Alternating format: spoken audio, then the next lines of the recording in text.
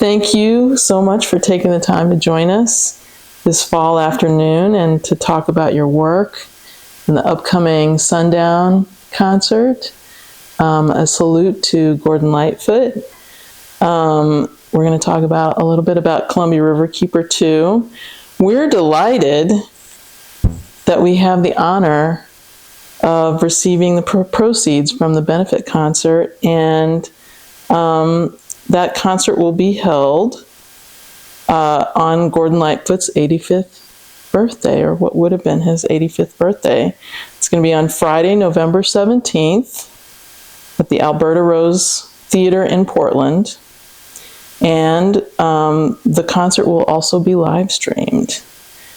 To start out, can you tell us, how did you decide Columbia Riverkeeper would be the beneficiary of this benefit concert?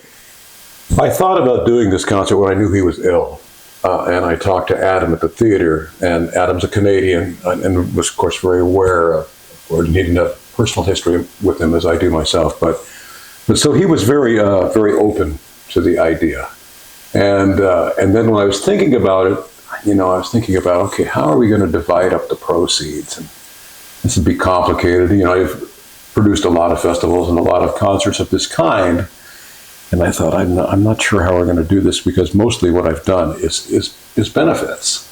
The musicians might get a little honorarium, a small honorarium, but then the rest of it goes to an organization. So thinking about Gord and about his life, he was one of the few people who played at the very first Earth Day celebration in Ann Arbor, Michigan. The first day it occurred, I can't remember the exact year, but I believe it was 1972 in Ann Arbor.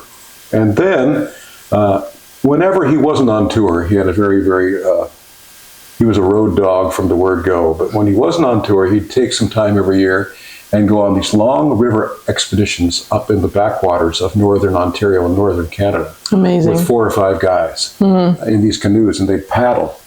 And it was a really quite arduous and very, very primitive expedition, but that was a huge part of who he was. So I was thinking, what would make him happy? What kind of an organization would make him happy to see his songs benefit? And I thought about Columbia Riverkeeper. Fantastic. You mentioned knowing him personally. Can you tell us a little bit about how you met him and how that connection developed? Well, I met him at a party that some folks had after a show, and I had my guitar with me, of course, and I played some songs, and he was just very kind. I talked to him for a while, and he suggested that if I ever wanted to go to Toronto, and he might be able to help me out with some connections there. And I thought, boy, it's the best offer I've ever had. And I quit school, and away I went. So, and it was just really a magical time. That was 1972. Wow, 72, fantastic. 73. Yeah. And I had the chance to open some shows for him. So what was it like to work with Gordon Lightfoot? It was complex and complicated. It was frightening in front of a big audience like that. But it was, at that time, he was at the height of his popularity. His popularity would even go higher in 74 when Sundown came out, the album Sundown. But even at that time, he was quite popular. And it was, he had his own demons, as many of us do. He fought and successfully defeated. But so he could be sometimes difficult to work with, but he went ahead and changed his life, turned his whole life around in the 1980s, and spent the rest of his life trying to make up any hurt feelings that he might have caused earlier. And he was quite a guy. Wow. He was an inveterate worker. I mean, he was not one of these celebrities that just got to a certain point and says, that's it, I'm just going to rest on my laurels now. He was constantly writing, constantly trying to make things better. So he was quite inspiring. That is inspiring. Will you share with us a little bit about your own musical career and how you got started? Well, I've been doing this for a living now for 50 years. That's amazing. And I played classical guitar in college for a short period of time before I quit.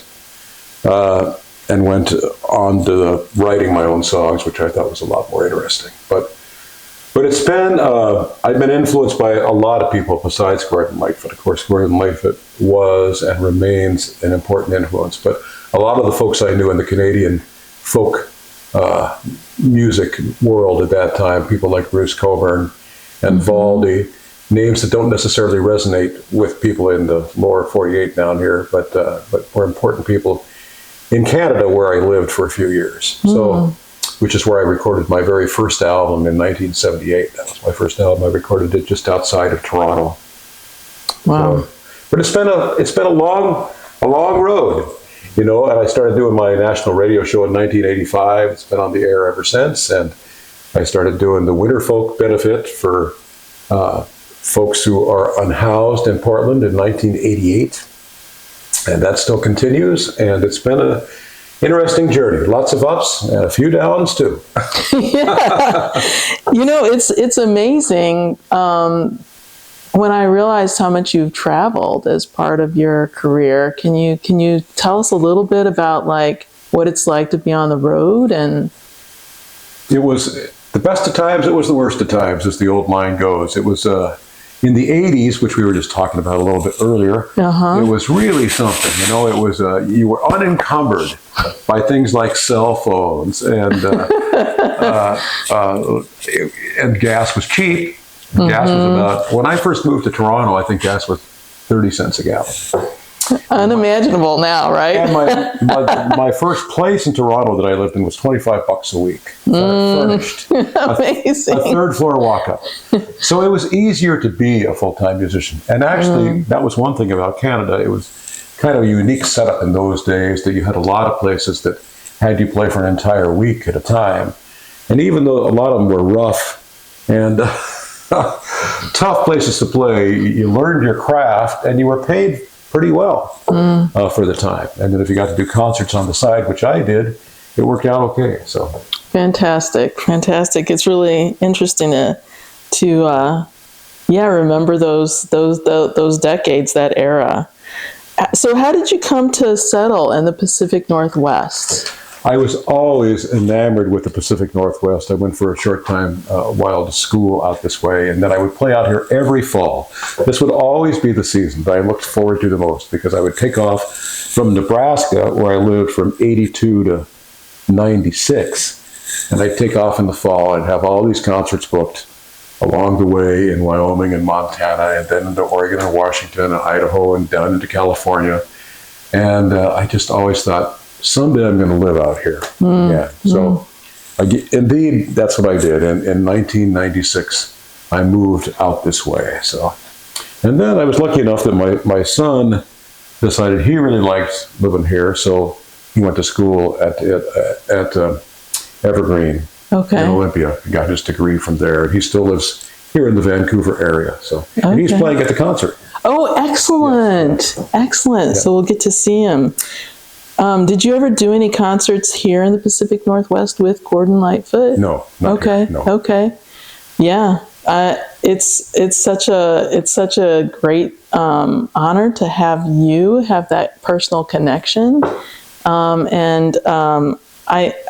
It's very exciting that you're able to make those connections and be a part of it. Can you tell us, you've been a member and supporter of Columbia Riverkeeper for a long time, well over 10 years now. How did you first connect with Columbia Riverkeeper, and why is supporting our work important to you? I first connected with Columbia Riverkeeper when I was invited to play as part of a benefit at the White Eagle Saloon down in Portland. And it had only been a few months since I had written my song about Celilo Falls. So that's the song I played that night.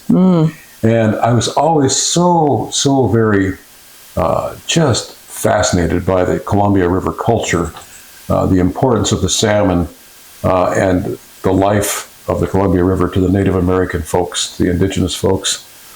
And so when I read about Columbia Riverkeeper and the work that they're doing to try to restore the Hanford area and all of the other projects that they do, I thought this is just wonderful work. So my wife and I both are members. Wow, fantastic. Yeah.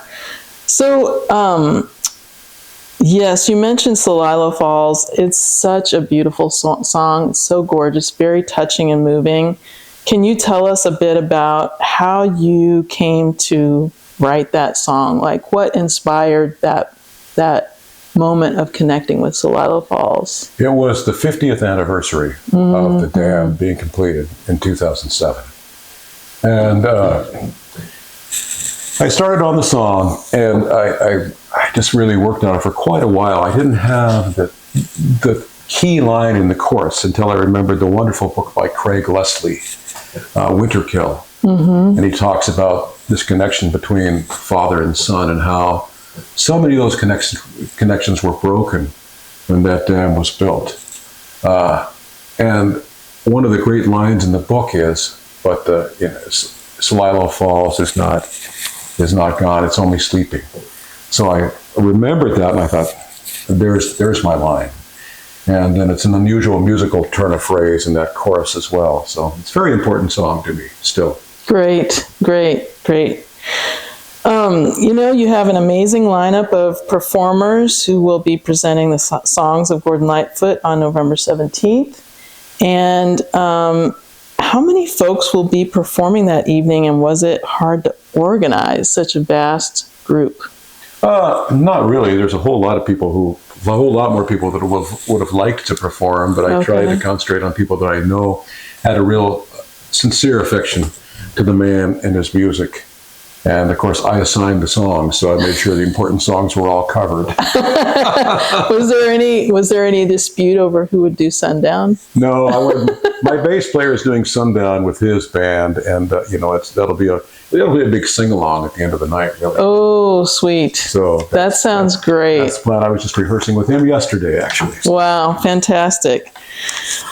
Well, Tom May, you're a musical treasure, and we're delighted to have you as a longtime member and supporter, and now creative contributor and partner. Thank you so much